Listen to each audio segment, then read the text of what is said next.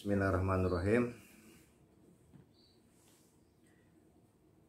Pertemuan sore ini adalah pertemuan terakhir tentang pembahasan lafaz Yasin. Kita cukupkan saja karena panjang pisan lafaz Yasin teh. Secara ringkas, Al-Hafidz Ibnu Katsir dalam kitab Sirah Nabawiyah jilid 1 halaman 212, juga dalam kitab Imtaul Asma jilid 4 halaman 59, dalam kitab Sabilul Huda wa Rasyad fi Sirah Khair Al-Ibad jilid 1 halaman 350, juga dalam kitab Sirah Al-Halabiyah atau disebut juga dengan kitab Insanun Uyun jilid 1 halaman 99 pada bab kelahiran Rasulullah SAW menyebutkan sebagai berikut. Haka Suhailu an tafsiri Baqi ibni Makhladin al-Hafid. Diriwayatkan oleh As-Suhail dari tafsir Al-Baqi bin Makhlad al-Hafid. Anna iblis ranna arba'a ra'ata. Anna iblisa ranna arba'a rannatin. Sesungguhnya iblis menjerit sebanyak 4 kali jeritan atau 4 kali pekikan. Hina lu'ina, yang pertama ketika iblis ini dilaknat oleh Allah. Wahina ukhbit, ketika iblis ini diusir turun dari surga oleh Allah. Wahina wulida Rasulullah sallallahu alaihi wasallam, ketiga ketika dilahirkannya kanjeng Nabi Muhammad sallallahu alaihi wasallam. Wahina unzilatil Fatihah, dan yang keempat ketika diturunkannya surat Al-Fatihah. Riwayat ini sebetulnya sangat banyak diriwayatkan dalam kitab-kitab tafsir besar. Jadi yang bisa disimpulkan bahwa para mufassirin mereka menjaga sanad dan matan hadis ini secara turun-temurun dari zaman ke zaman. Dan tidak ada satupun yang saya cek dari kitab tafsir dari mulai sekarang para sahabat, tabi'in, tabi'in dan seterusnya, bahwa mereka meyakini bahwa kelahirannya kanjeng Nabi Muhammad SAW ini menjadi sebuah kerugian yang sangat besar untuk iblis dan anak buahnya. Bagaimana tidak, ketika Nabi Muhammad sekarang sudah diturunkan ke muka bumi, akan banyak memberikan manfaat, kemaslahatan untuk umatnya dan untuk alam semesta. Dan ini yang paling iblis tidak mau. Jadi di dalam sebagian tafsir, ketika iblis mengetahui kanjeng Nabi Muhammad SAW dilahirkan, iblis menjerit dengan sangat kencang sehingga beberapa meteor yang berada di sekelilingnya itu pecah. Saking kutarik pekikan iblis itu. Saking tidak mau melihat rahmat untuk semua alam ini hadir di muka bumi. Jadi kita jangan aneh kalau sekarang banyak penerus-penerus iblis yang juga menjerit ketika Nabi Muhammad dilahirkan. Makanya aneh. Anak kita lahir sekarang kita senang. Anak guru kita lahir kita senang. Padahal kita belum tahu anak kita ini akan jadi apa sebetulnya nanti. Apakah akan menjadi orang soleh, orang salah, akan jadi kiai, jadi penjahat, jadi mafia, jadi apa, kita nggak pernah tahu. Apakah anak kita mampu memberikan syafaat kepada ibu bapaknya? Tidak. Tapi kita pas lahir senang aja, happy. Nah ini kanjeng Nabi Muhammad yang pasti kebahagiaannya, manfaatnya dinantikan oleh semua umat manusia. Kok bisa ada umat Nabi Muhammad sekarang yang tidak bergembira dengan kelahiran beliau? Jadi ini mirip-mirip lah. Mirip-mirip dengan iblis gitu maksudnya. Jadi kaderisasi itu ternyata dari zaman iblis ketika dia melihat Nabi Muhammad dilahirkan. Sampai sekarang kaderisasi akan terus.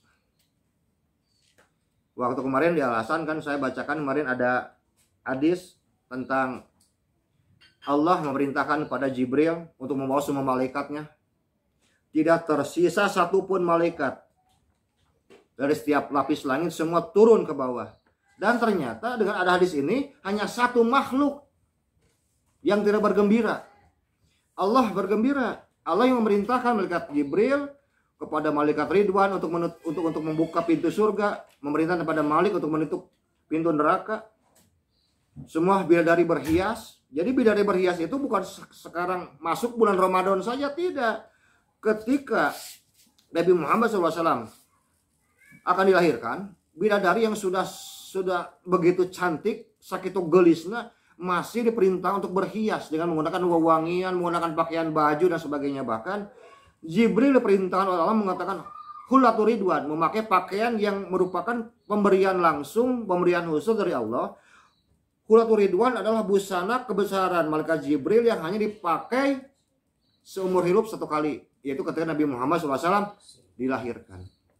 Jadi punya busana khusus. Dan inilah salah satu kenapa disunahkan ketika menyambut kelahiran Nabi Muhammad SAW, kita menggunakan baju yang terbaik. Menggunakan sesengitan, wangi-wangian. Karena apa? Karena Allah pernah memerintahkan pada Jibril memerintahkan kepada semua malaikat, bidadari berhias, sesengitan, pakai busana yang baru, busana terbaik. Dan mereka berdiri di Mekah sehingga awan semuanya penuh dengan warna putih karena oleh kepakan sayap, tertutup oleh sayap semua malaikat. Jadi ketika sekarang kita berdiri menyambut Nabi Muhammad SAW, karena sunnah pertama adalah sunnahnya malaikat Jibril dan semua para malaikat yang pernah ada di langit dan di bumi, semuanya berdiri. Jadi jelas yang memerintahkan sekarang menyambut Nabi Muhammad adalah Allah. Yang memerintahkan sekarang malaikat dan semuanya adalah Allah. Yang pertama bahagia adalah Allah. Jadi yang pertama kali mengadakan maulid Nabi Muhammad SAW di alam semesta adalah Allah Azza wa Jalla. Jadi kalau orang yang anti terhadap maulid Muhammad, berarti dia sudah menentang kebahagiaan Allah. Ini hati-hati. Allah aja senang. Kenapa ada hamba Allah sekarang tidak senang? Kan aneh, ya kan gitu. Jadi dia tuh yang nggak senang dengan kelahiran Nabi Muhammad, dia tuh sebetulnya makhluk Allah bukan. Mereka itu sebetulnya umat Kanjeng Nabi Muhammad bukan. Kalau kita alhamdulillah kita muslim KW1, kita mah bahagia. Mungkin ada KW-KW yang lain yang tidak bahagia. Ya seperti tadi mirip-mirip kayak iblis lah kan gitu ya. Kemudian juga wa inna unzilatil Fatihah, ketika Al-Fatihah diturunkan. Al-Fatihah ini memiliki lebih dari 100 keutamaan lahir dan batin. Dan iblis sangat paham bahwa tidak ada satupun sekarang umat Nabi Muhammad SAW yang sekarang membaca Al-Fatihah, apalagi mendawamkan Al-Fatihah, mereka pasti akan Allah bebaskan dari sengatan api neraka. Ini salah satu manfaatnya dan ini terdapat dalam salah satu kitab Tafsirul Bayan karya Imam Ismail Haqqi Al-Buruswi. Semua akan dibebaskan dari sengatan api neraka. Bahkan bagi orang yang memang sekarang sudah menjiwai, jadi Al-Fatihah itu sudah menjadi zikiran sehari-hari, dia akan dijauhkan sekarang dari siksaan kubur.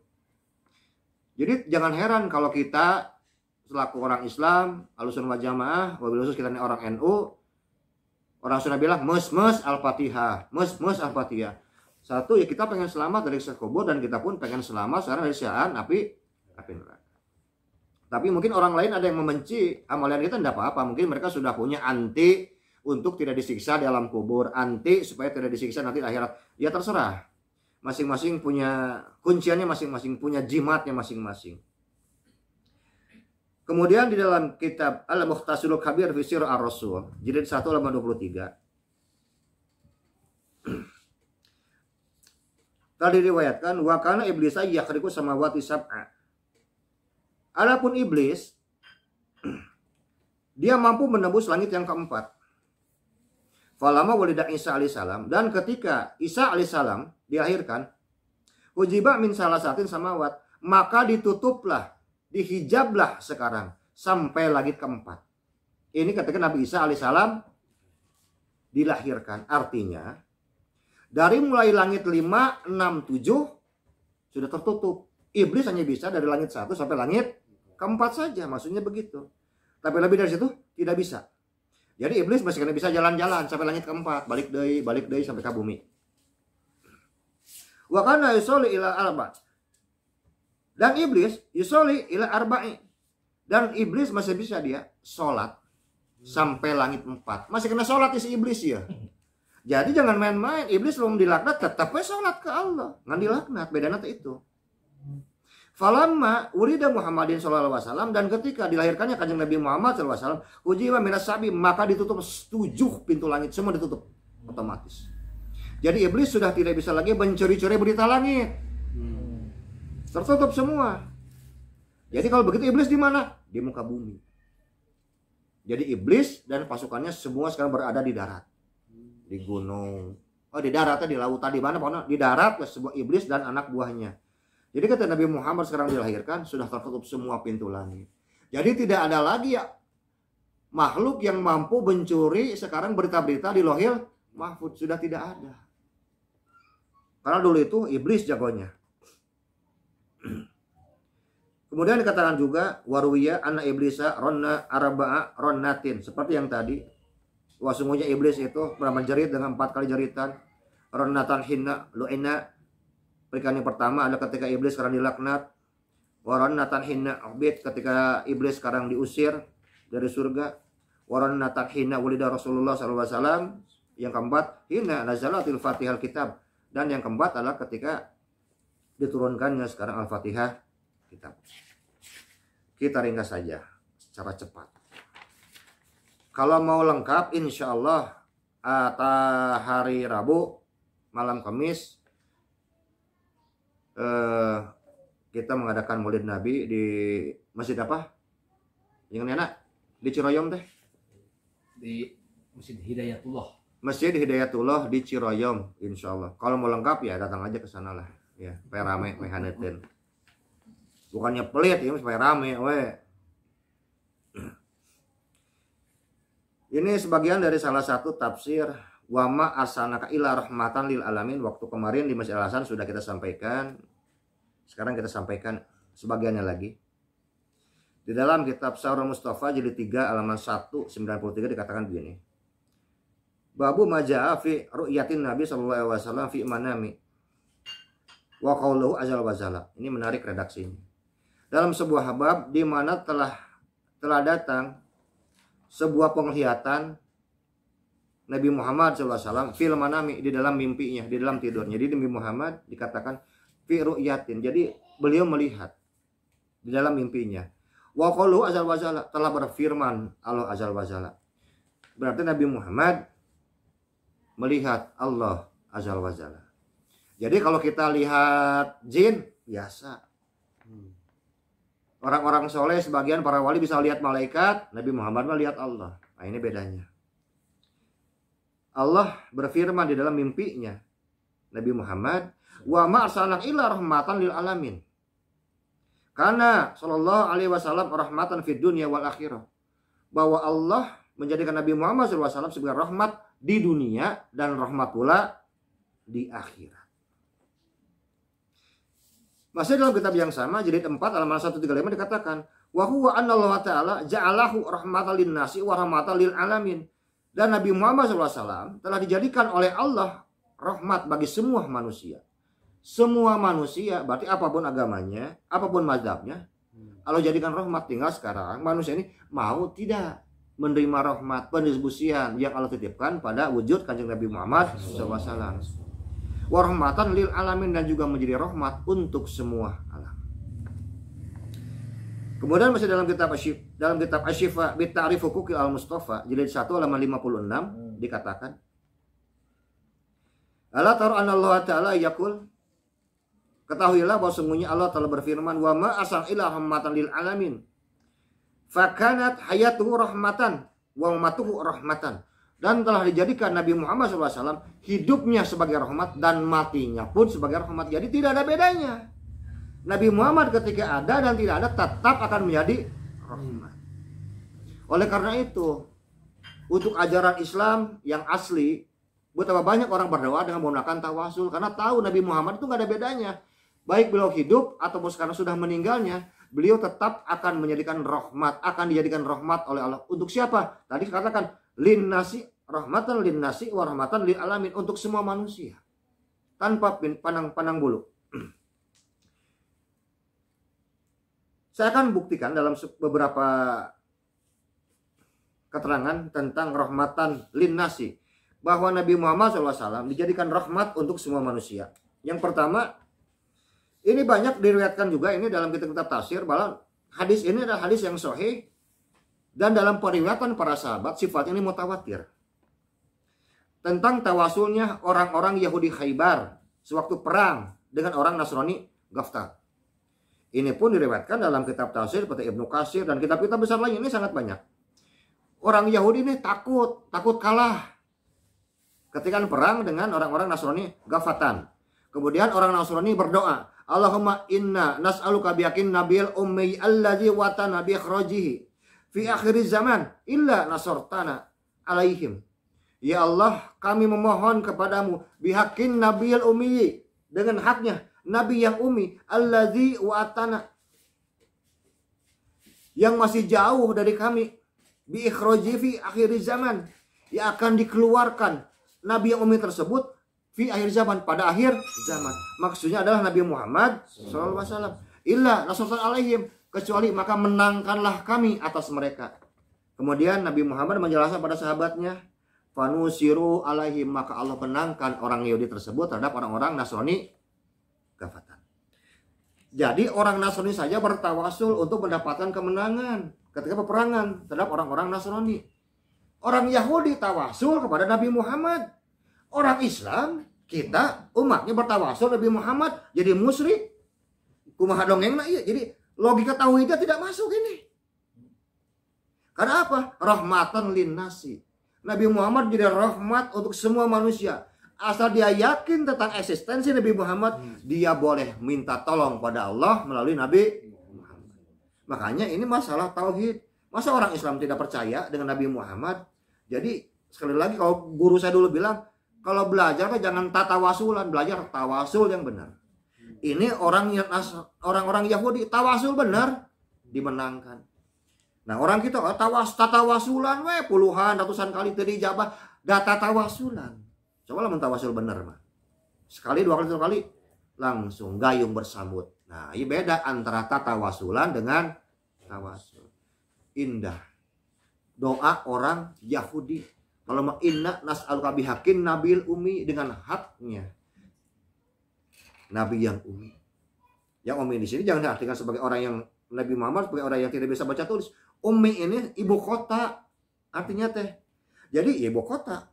Semua nabi dan rasul di sini. Ilmu pengetahuan di sini semua puncaknya. Rahmatan di sini. Apapun di sini semuanya di Nabi Muhammad sallallahu alaihi wasallam. Inilah bedanya. Makanya pemahaman kita tentang Nabi Muhammad harus ditambah. Setiap nabi dan rasul satu ada tiga aspek. Satu, sisi nubuah, sisi insaniyah, sisi risalah. Nanti kita bilang sunat nabi, bedakan sunat nabi dengan sunat rasul. Nabi Muhammad tiap malam sekarang sholat tahajud, wajib untuk beliau. Jadi sunat nabi yang wajib untuk kenabian beliau dalam posisi seorang nabi. Tiap malam wajib, sampai kakinya sekarang bengkak, bareh-bareh teh wajib. Semakin bengkak Nabi Muhammad kakinya, semakin mendapatkan kedekatan, kenikmatan dengan Allah. Kan kita belum mampu. Untuk umatnya mah sunnah. Jadi jangan bilang buat saya, jangan bilang sunnah Nabi, sunnah Rasul itu. Sunnah Rasul. Sunnah Rasul diringankan oleh Nabi Muhammad. Hukumnya adalah sunnah. Nabi Muhammad kalau dapat makanan, posisi beliau sebagai seorang nabi, tidak pernah dimakan dahulu. Dicek dulu apakah tetangga ada yang lapar atau tidak. Kalau ada diberikan. Kalau ada sisa dimakan. Kalau nggak ada saum. Itu namanya sunnah nabi asliyah. Begitu Nabi Muhammad. Kalau kita begitu tidak. Tidak. Karena ayatnya lan tanbiru hatta tunfiku mimma tribut, kalimat dengan lan mutlak, tidak pakai laisa, tidak pakai la, tidak pakai lam. Lan tanbiru, semua kebaikan.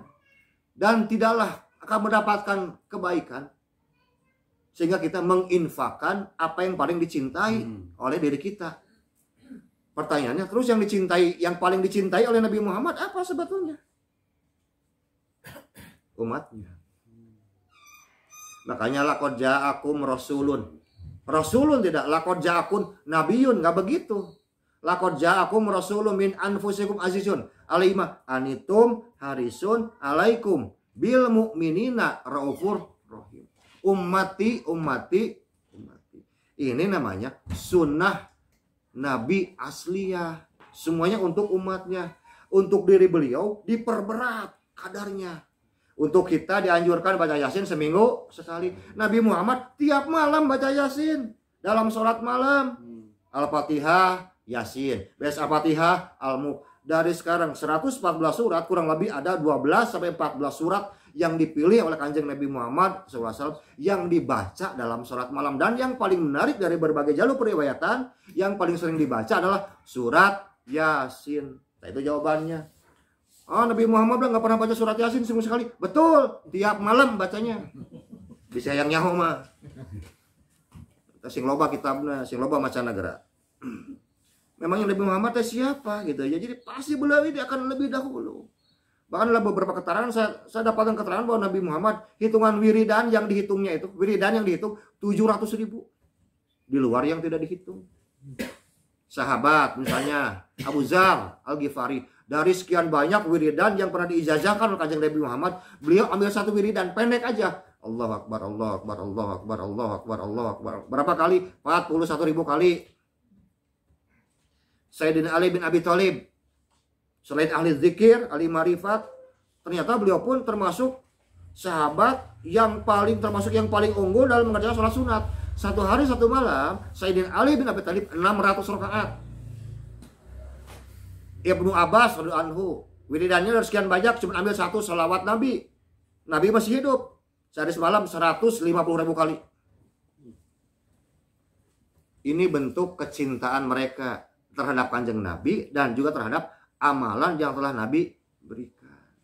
Jadi tiap-tiap sahabat, tiap-tiap ulama mereka memiliki amalannya masing-masing.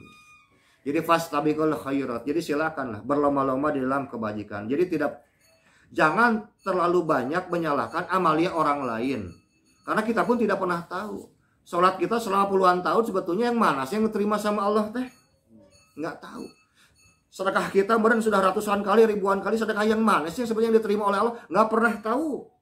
Puasa kita 20 tahun, 30 tahun, apakah semua diterima oleh Allah? Nggak tahu juga. Baca Quran kita, sholat malam kita, nggak ada yang tahu. Jadi hentikanlah saling menghujat, mencaci maki untuk menyalahkan amalan orang lain karena berbeda dalil. Cuman dalil, masalah kecil sebetulnya. Karena masuk surga itu nggak ada dalilnya. Orang masuk surga wajib pakai dalil sahih. Itu nggak ada. Kalau sekarang betul orang masuk surga harus pakai dalil sahih, pertanyaannya, kira-kira Allah mau pakai standar hadis sahih imam siapa kira-kira? Kan mustahil, nggak mungkin. Oleh karena itu, saya cukupkan sore ini sampai segini. Kalau pengen lengkap, silahkan datang ke Masjid Hidayatullah di Ciroyom, tanggal 20 Oktober, malam Senin, Ba'da Isya. Malam Kamis, tanggal 20 malam Kamis. Mudah-mudahan orang-orang, sahabat-sahabat, dulur Kota Bandung bisa merapat ke Ciroyom Masjid Hidayatullah. Tanya saja ajengan yana ya gitu. Mudah-mudahan kita bisa gabung di sana. Dan yang kedua, insya Allah juga pasti tanggal 20 pagi-pagi jam 9 pagi-pagi ya Kak Arif ya.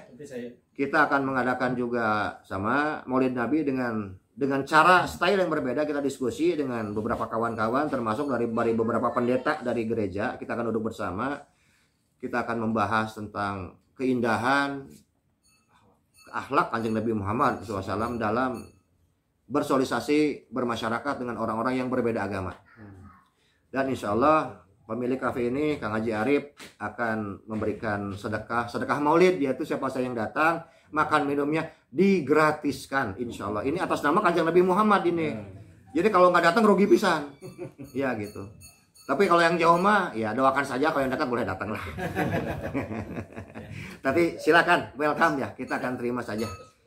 Jadi jam 9 pagi-pagi tanggal 20 Oktober di Jalan Dago 109.